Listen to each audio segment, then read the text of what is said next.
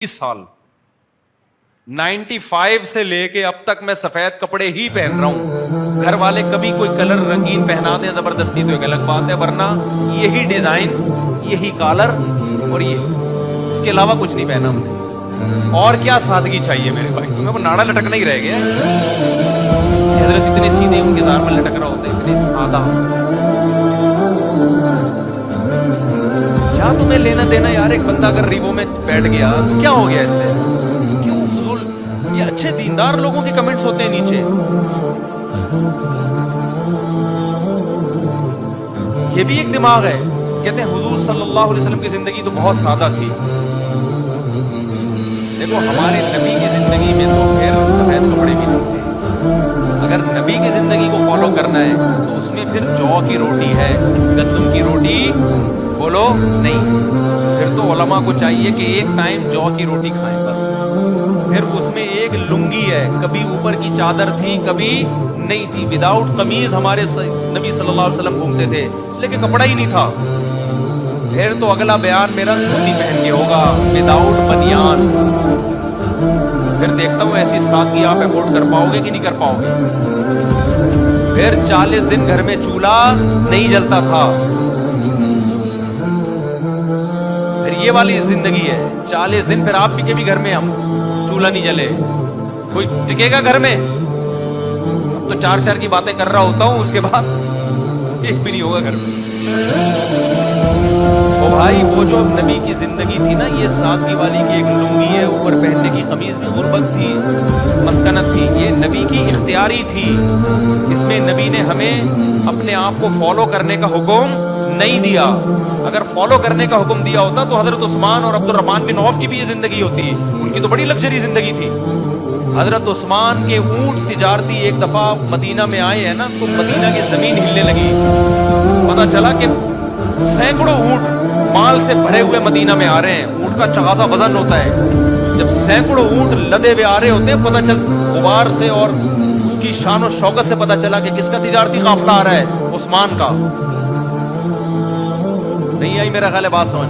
हमारे नबी ने तो उनको मना नहीं किया कि हमारे नबी का फकर इख्तियारी था। अल्लाह ने आपका मिजाज ऐसा बनाया था। इसमें बहुत सारी हिकमतें थी। वो हिकमतें क्या थी, इस पर मैं कई दफा बयान कर चुका हूं, अभी ये मेरा टॉपिक नहीं है। सुलेमान अलैहिस्सलाम भी तो अल्लाह के पैगंबर थे ना। कितना बड़ा आलीशान तख्त था उनका, कैसा आलीशान ताज था उनका।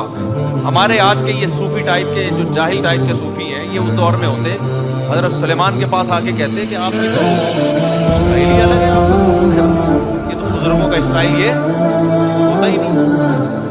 आपका तो लश्कर देखो और लग्जरी जिंदगी देखो, आपका तो तख्त इतना बड़ा आलीशान तख्त था। सुलेमान अलैहिस्सलाम एक छपड़ा भी तो बनवा सकते थे ना बैठने के लिए।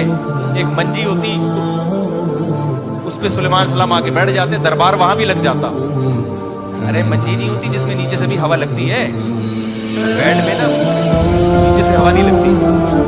मंजी में फायदा होता है कि नीचे से भी हवा लगती है, उसमें ज्यादा सुकून की नींद आती है। सुलेमान अलैहिस्सलाम ऐसे भी तख्त लगा सकते थे कि चारपाई होती है वो जो खजूर के पत्तों वाली, उस पर बैठते।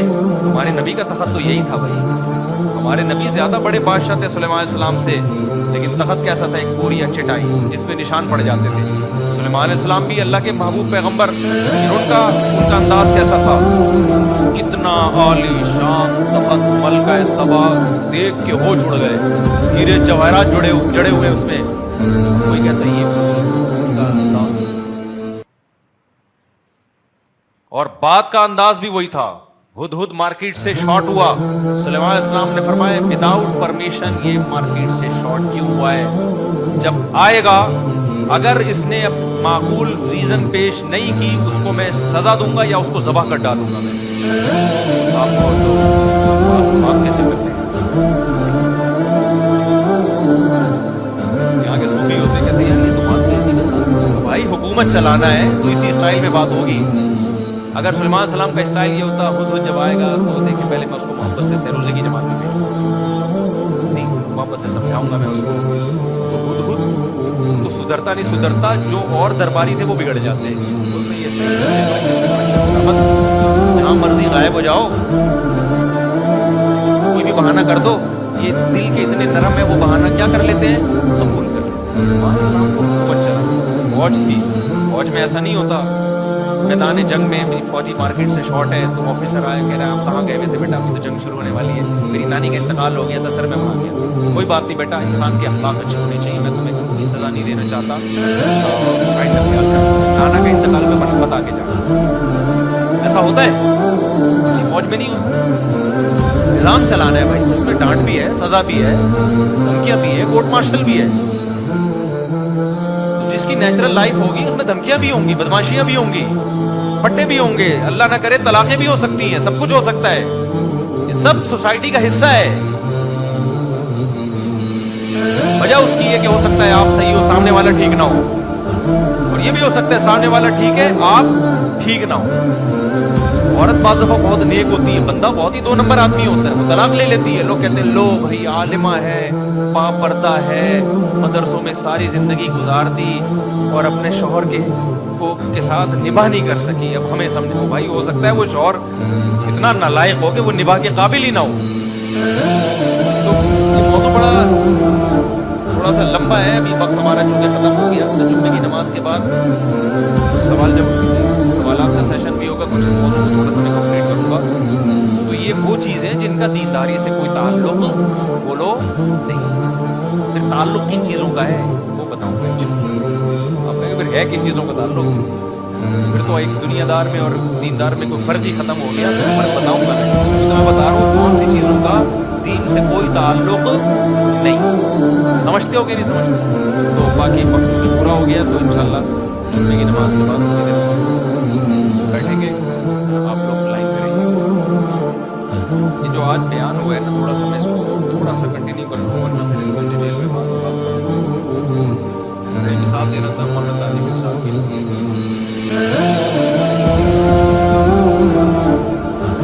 جو دینداری کے لیے لوگوں نے خود سے چیزوں کو فرض کیا, بہت ساری چیزیں, حالانکہ ان کا دینداری سے کوئی تعلق نہیں. جو میں نے اپنے بارے میں کہا کہ لوگوں کو گاڑی میں جاتا ہوا بندہ پسند نہیں آ رہا, کہ لوگ کہتے ساتھ کے لیے, تو اپنے بارے میں رپورٹیں پیش کرنا مقصد نہیں ہے, اپنی صفائیاں پیش کرنا. مقصد یہی ہے کہ لوگوں کا جو یہ کانسیپٹ ہے نا کہ بڑی گاڑی میں گھومنا, جہاز میں سفر کرنا اور اچھے کپڑے پہننا, یہ سادگی کے خلاف ہے اور دیندار لوگ ایسے نہیں ہوتے, یہ کانسیپٹ غلط ہے. اپنی صفائیاں پیش کر کے ہم نے کیا کرنا ہے, کسی نے ہم نے کون سا کوئی وہ کیا کرنا ہے, ہم نے یعنی کوئی الیکشن میں تھوڑی کھڑے ہونا ہے میں نے کہ میں اپنی رپورٹیں پیش کروں تاکہ اگلی دفعہ مجھے ووٹ ملے. تو مقصد یہ بتانا ہوتا ہے کہ یہ اپنی طرف سے چیزیں لوگوں نے بنا لی, ان کا دین سے کوئی تعلق نہیں ہے. اچھا, ایک اہم بات یہ بھی ہے, لوگ سمجھتے ہیں کہ جو بدصورت ہے وہ نیک نہیں ہوگا. یہ بھی ایک کانسیپٹ ہے لوگوں کے ذہن میں. اب ایک آدمی کا بیچارے کا رنگ بھی کالا ہے, اس کے چکن پاکس کے نشانات پڑے ہوئے ہیں, دھبے پڑے ہوئے, لوگ کہتے ہیں منوج شکل کا ہے, اس کے تو کالے کرتوت اس کے چہرے سے نظر آ رہے ہیں. بھائی آپ کو کیا پتا اس کے چہرے سے بیماری ہے کوئی اس کو, یا اس کو کوئی مسئلہ ہے اس کے ساتھ, اس کی وجہ سے اس کے چہرے کی رونق ختم ہو گئی. اس میں کون سی ایسی بات ہے؟ کوئی بیمار ہوگا, اس کے منہ پہ نشانات پڑ گئے, دھبے پڑ گئے, تو وہ چہرے پہ کہاں سے رونق لے کر آئے گا؟ ایسی کوئی کریم ہے کہ وہ دھبے داغ مٹا دے اس کے؟ اس سے بھی بڑھ کر یہ دیکھو, حضرت بلال سے زیادہ کوئی نیک ہو سکتا ہے؟ حضرت بلال تو خوبصورت نہیں تھے, تو حبشی غلام تھے, موٹے ہونٹ تھے, ان کا رنگ ان کا سیاہ تھا. اس سے بھی بڑھ کر یہ کہ جب کوئی مر جاتا ہے نا, تو مرنے کے بعد بھی لوگ اس کی شکل دیکھ کے اندازہ لگا رہے ہوتے ہیں کہ جہنم میں جائے گا یا جنت میں جائے گا. یہ بھی بہت ہو رہا ہے. اگر مسکراتا ہوا چہرہ ہے, لال سرخ سا ہوا ہے, کیسا نور برس رہا ہے, لگتا ہے ڈائریکٹ. حالانکہ ہو سکتا ہے کہ مرا ہی بری موت ہو, الٹا کام کرتے ہوئے, چرس پیتے ہوئے مرا ہو. اور اگر بیچارے کا منہ آڑا ترچھا ہو گیا, ٹیڑھا میڑھا ہو گیا, منہ سے خون نکل رہا ہے, جھاگ نکل رہا ہے, بدبو آ رہی ہے, تو لوگ کہتے ہیں چہرے پہ ذرا بھی رونق نہیں ہے. یہ بالکل غلط سوچ ہے. بعض دفعہ یہ ہوتا ہے کہ آپ کو ہارٹ اٹیک ہوا ہے, آپ کا جگر پھٹ گیا ہے, اسے خون کی الٹیاں آئیں گی, नेचुरल है भाई, नेक लोगों का जिगर भी फट सकता है, हार्ट अटैक हो सकता है, ब्रेन हेमरेज होगा तो नाक से क्या आएगा, खून आएगा। फालिज नेक लोगों को भी हो सकता है, तो फालिज में मुंह सीधा होता है या टेढ़ा हो जाता है? बोलो ना क्या हो गया, टेढ़ा हो जाता है। इसमें क्या हो गया? लोग कहते हैं दुनिया में इनको सजा मिल गई है। बड़े बड़े बुजुर्ग वाले दीन है जिनको फालिज हुआ है, उनका चेहरा बिगड़ गया, उनका नेचुरल है, इसका नेक अमल बुरे अमल से कोई ताल्लुक नहीं है। अच्छा, अच्छी मौत किसे कहते हैं लोग? शरीयत तो कहती है सजदे में मौत आ गई, नमाज पढ़ते हुए मौत आ गई, अच्छी मौत है। गुनाह करते हुए मौत आ गई, बुरी मौत है। लेकिन लोगों के यहाँ ये है कि लैट्रीन में मर गया तो बुरी मौत है, और बिस्तर पे एयर कंडीशन कमरे पे फूलों की सेज पे सोता हुआ मर गया तो अच्छी मौत। लेकिन ऐसा नहीं है, अच्छी बुरी मौत का अमल से ताल्लुक है, मरा कैसे है इससे इसका ताल्लुक नहीं। अच्छे अच्छे लोग आग में जल के मर सकते हैं। हमारे एक दोस्त थे बहुत नेक, मैं जब भी पंजाब जाता बड़ी इज्जत, उलमा, सब उलमा से उनको बड़ी मोहब्बत थी। मशहूर था कि ये बंदा उलमा से बड़ी मोहब्बत करता है, खिदमत गुजार थे। मौत कैसे हुई है उनकी? ट्रेन से उतर रहे थे तो पाँव फिसला प्लेटफॉर्म और ट्रेन के दरमियान में बेचारे गिर के कट गए। ज़ाहिर हुलिया बिगड़ जाता है इंसान। तो लोगों ने बातें करना शुरू कर दी, यार कोई इनसे गुनाह हुआ है जो इतनी बुरी मौत है। बुरी मौत नहीं है, हादसाती मौत है, और हादसाती मौत को हदीस में शहादत करार दिया गया है। भाई कोई ना कोई तो तरीका होगा मरने का, तो अल्लाह ने किसी को किस तरीके से मारना है, किसी को किस तरीके से मारना है, कोई टेंशन की बात नहीं। चाहे वो ट्रेन के नीचे कट के हो या जहाज के